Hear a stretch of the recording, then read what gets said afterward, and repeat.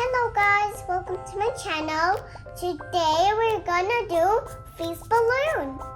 And for this we need a balloon, white, vinegar, empty bottle, and some baking soda and funnel. First, we need to put the funnel onto the block, empty, and we need to pour all the vinegar inside.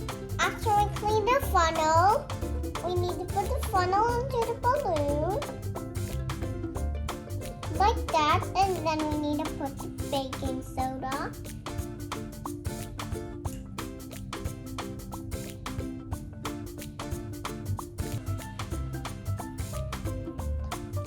The balloon is getting bigger.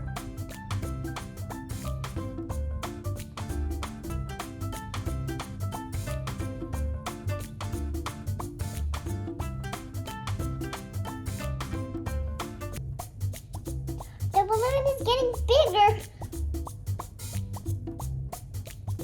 Okay. And then carefully put the balloon inside into the bottle. Daddy will always ask for grown-ups to help you.